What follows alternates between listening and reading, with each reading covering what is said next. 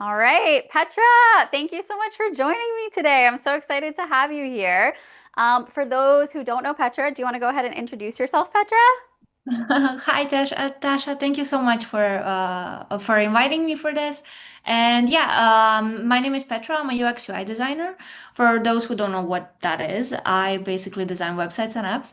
And I love working with founders, with product teams, and anyone in general who wants to stop struggling with their design systems and websites and stuff like that. And yeah, I help them create a functional, scalable system that helps them go to their next big thing. Yes, I love that introduction. I love the description of what you do and also the explanation of what a little bit of what UX UI is. So, for anybody who doesn't know me, I'm Tasha. I'm the founder of Duraka Strategic. I work with small business owners, consultants, and freelancers like Petra, helping them get more premium clients, get better marketing, get better, higher quality, higher paying clients. And Petra just finished some time in the Premium Client Content Club. So I want to talk to you a little bit about your experience.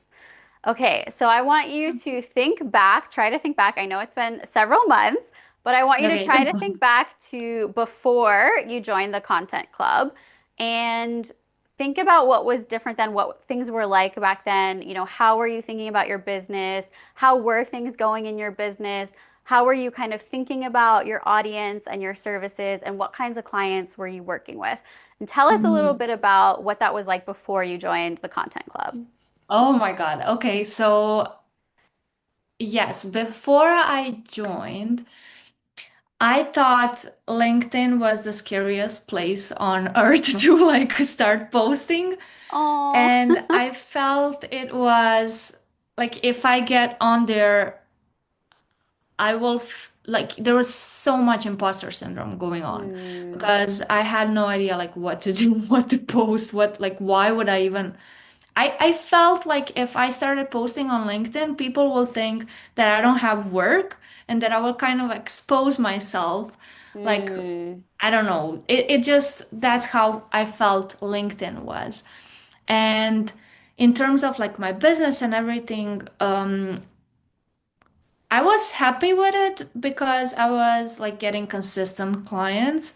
But I wasn't really happy with the like quality of clients that I got and like the management of the projects because I talked to you before that about this, but I was mostly getting clients from platforms, and when you're there, you don't have too much like how you present yourself and like yeah, there's no too much control.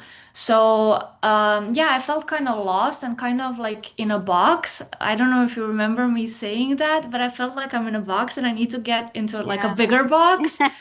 And yeah, and this was it was really speaking to me. Like the whole idea, I don't know if it's fine that I talk about it, Of but course. like the whole idea of the content club, what it felt is that you have like a little secret tool, which is Tasha in your pocket, that helps you get ideas what to post on LinkedIn or on Instagram, so you don't feel that lost and imposter syndrome and that yeah, you post a bit more strategically. Oh, I love that. Well, that was going to be my next question was going to Yeah, be okay, sorry. now having done several months of the content club, how are you feeling now? What differences are you noticing Mhm. both in your business and in yourself and your mindset and how you're thinking about things, maybe even the kinds of leads and clients you're attracting, what you're willing to accept, how how your marketing has changed? And you talked about like, do you feel like you've stepped out of that box? Like, how are you feeling about everything? And what sorts of changes have you seen over your course of time in the content club? Well, it definitely helped, and I'm definitely in a bigger box. Now I feel so small in that box, but it's good. It's a big box, so it's nice.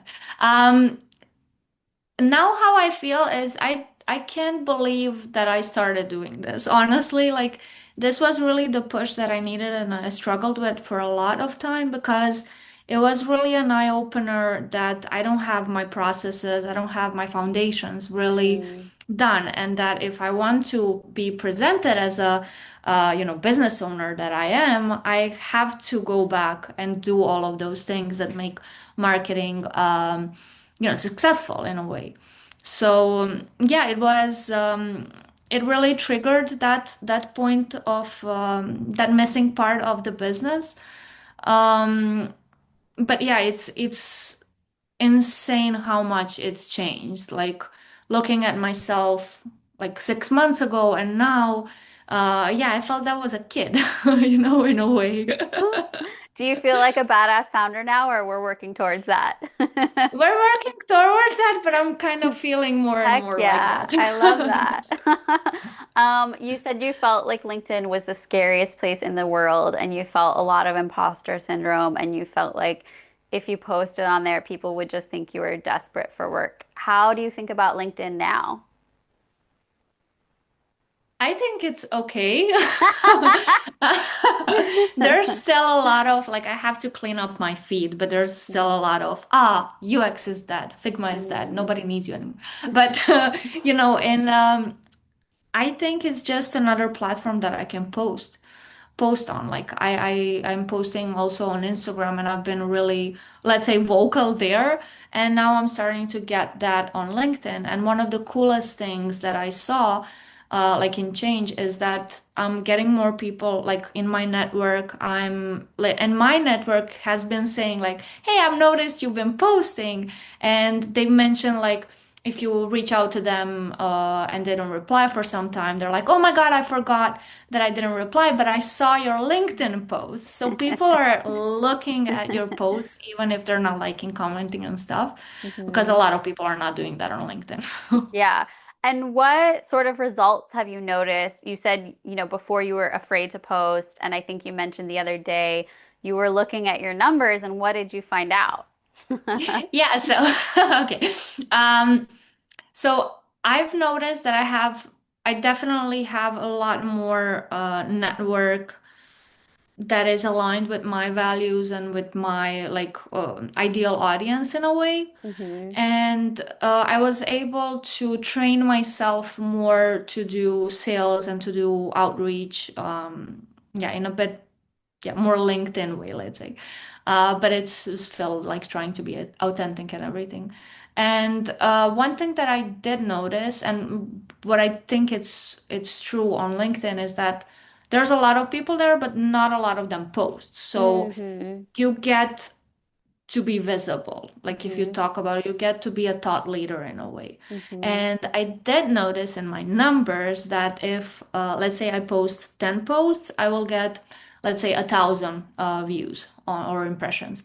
But if I post 20, I will get double. So get like 2,000. And it's insane because it's literally like, it the numbers are there no matter what Yeah. you post and what it just the amount of content it really brings you there. And like if I don't know 1,000 people see your post, maybe 100 will read it, but maybe like 10 will be your ideal clients and they might reach out to you. And one of the coolest thing is that when they do need your help, they already know who you are. You don't have to sell to them, and that's so cool. Yeah. 100%. A hundred Yeah, percent.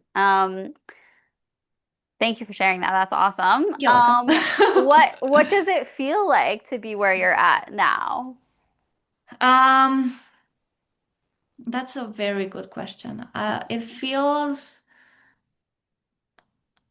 I don't know, it feels like I'm like when I started with design, I felt like I was the smartest person in the world. Like I know Mm. everything. Hmm. And then with time, the more you know about the industry, you feel like you understand that you know very little because it's so broad. Hmm. And I think I feel like that now with business, that it's way Mm. more complex than I felt at the beginning, because at the beginning you're in that honeymoon state. Like I'm a business owner. I can go grocery shopping at 2 Woo! p.m. Like, it's very ecstatic, but Yeah.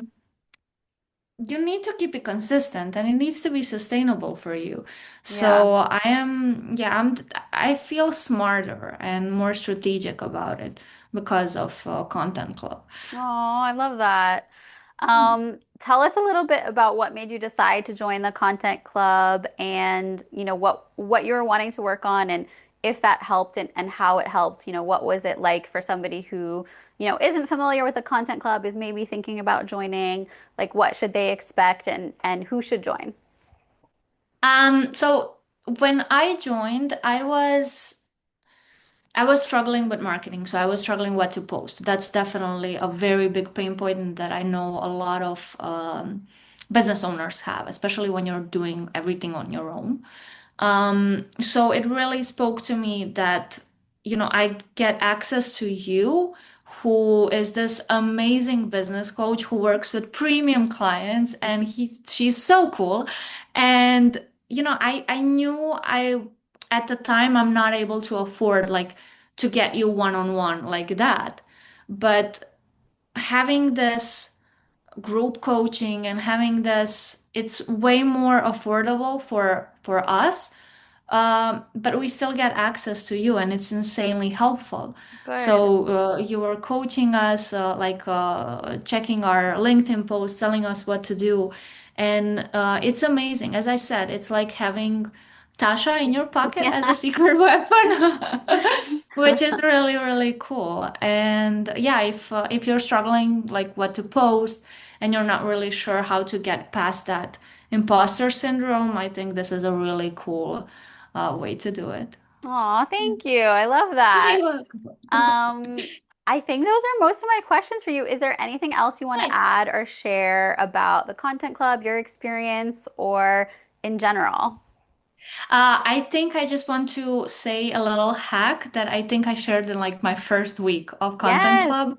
But if you are afraid to post, schedule the post. Like Yes, that is great. don't click post. Yeah. That It's is way less really good scary. advice. I might steal that and share it. I will, of course, credit you. Good, good. But Do. I think that is a pain point for a lot of people. It's that Yeah. moment when you're about to hit post and they chicken out, right? So that is a Yes. really good Yes. way to avoid it. Okay, last Yes. question for you. Yeah. If you had one piece of advice for your younger entrepreneur self, what would it be? Uh, I don't know, meet Tasha before. Like find you Wow. Okay. Well, somewhere. that was very sweet. Okay.